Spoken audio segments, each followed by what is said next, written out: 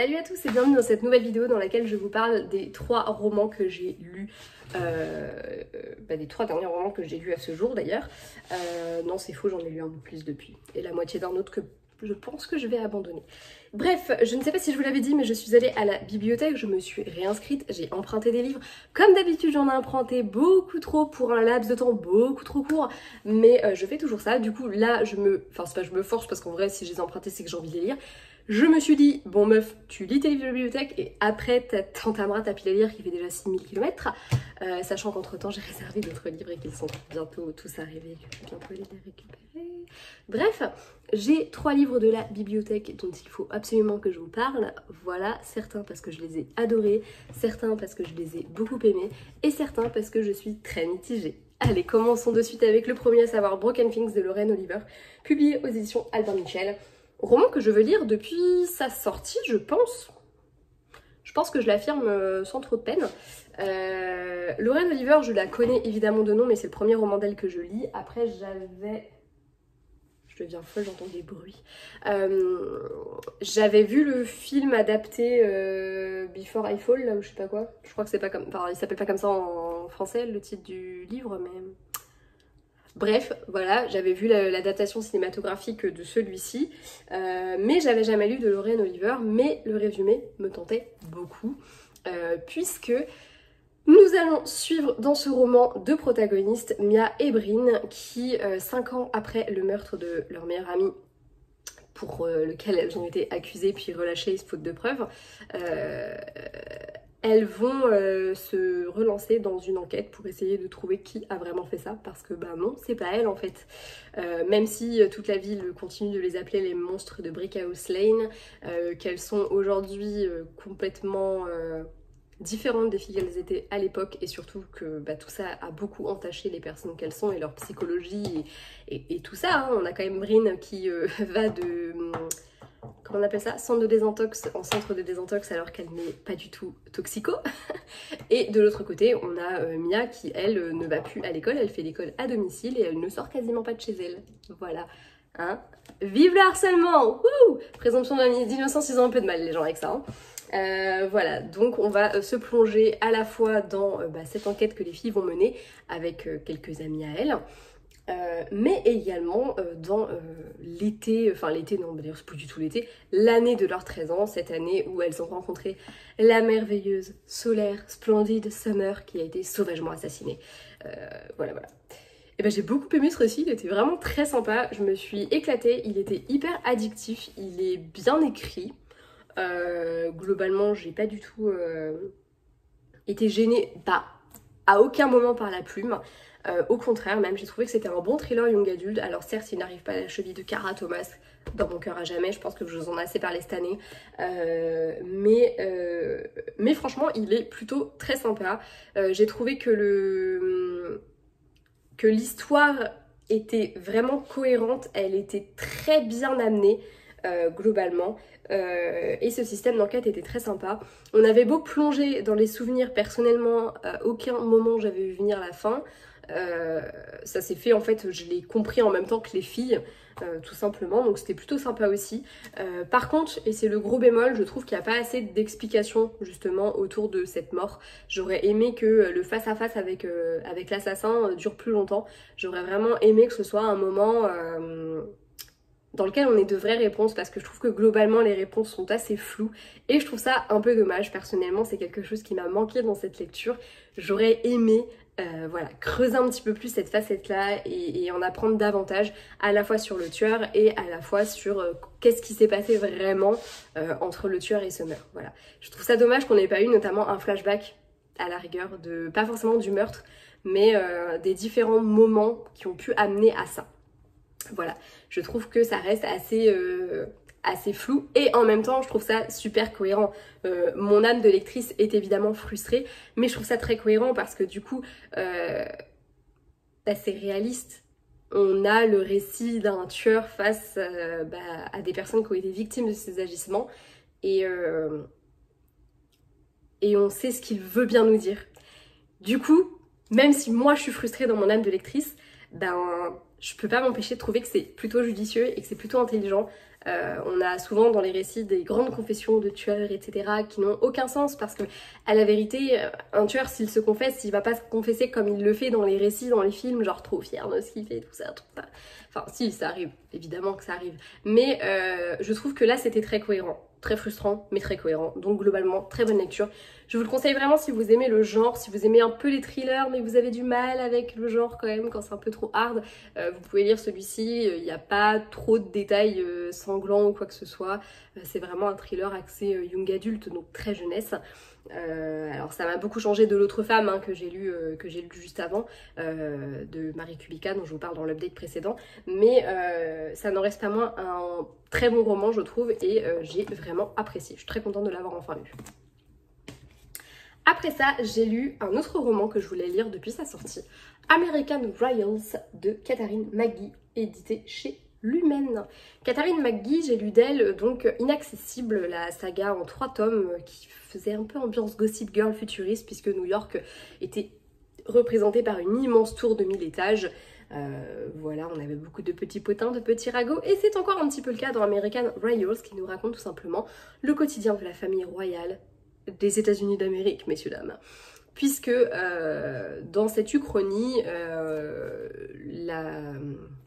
une monarchie est établie aux États-Unis et pas que d'ailleurs, puisque le modèle états-unien a fait que la monarchie n'a jamais été abolie dans certains pays, notamment la France. Voilà, on a également toujours un tsar en Russie, enfin bref, voilà, c'est vraiment une uchronie et c'est quelque chose que j'aime beaucoup. Mais, voilà.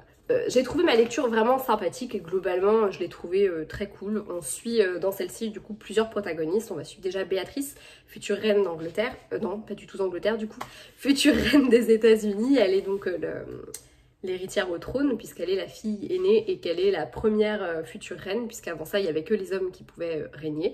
C'est son grand-père ou son arrière-grand-père, j'ai un petit doute, je me rappelle plus, qui a changé. Non, je crois que c'est son grand-père. Si je dis pas de bêtises, c'est son grand-père qui a changé la donne et qui a fait que maintenant une femme peut régner. C'est le premier enfant né qui est amené à régner. Voilà, elle est toujours très droite, très carrée, la future héritière parfaite quoi. On suit également du coup sa sœur Samantha qui est du coup sa petite sœur et également du coup la princesse un peu laissée pour compte, en tout cas c'est comme ça qu'elle se voit. Sa meilleure amie Nina, donc qui elle est une roturière pur jus, très amoureuse de Jeff, le frère jumeau et donc prince frère jumeau de Samantha et donc prince des États-Unis.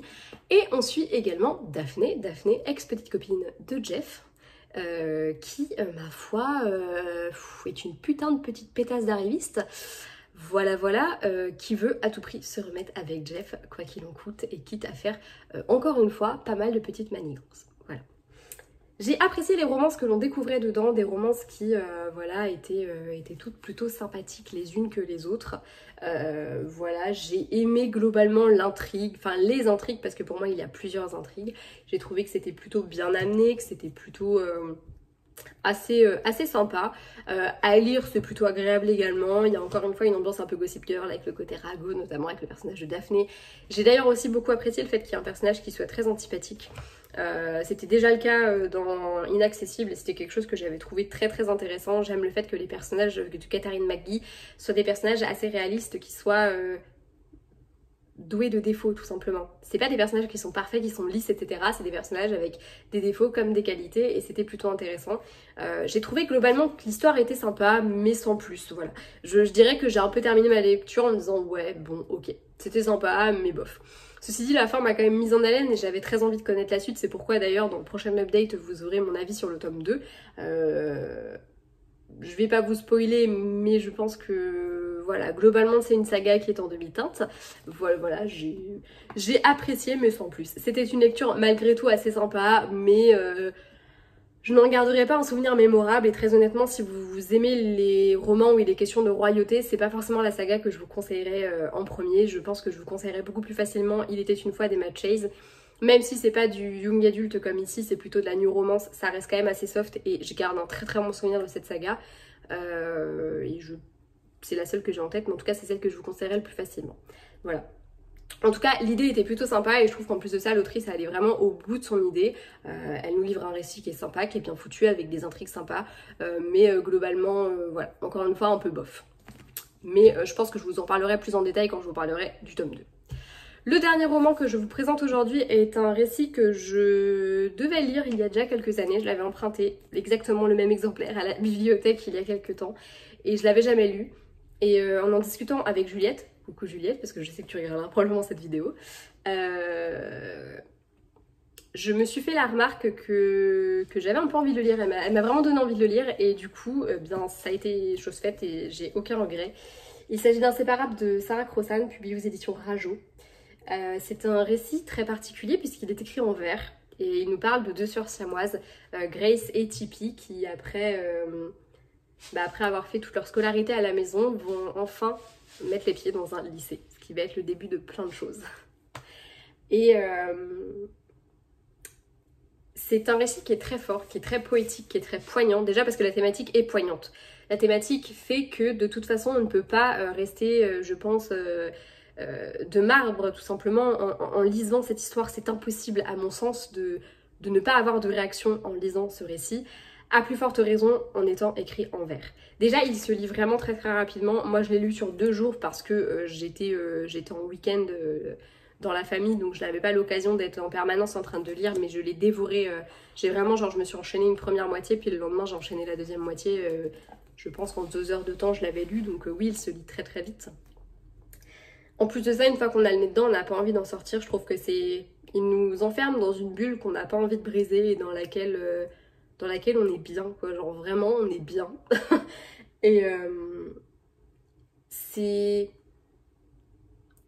ce genre d'ovni un peu de la littérature qu'on lit sans trop savoir ce qu'on va en penser, sans trop savoir où est-ce qu'on met les pieds, et en le sachant toujours pas quand on en sort, en sachant juste que c'était une lecture époustouflante, magistrale, magnifique, très poétique, et non, je n'ai pas pleuré.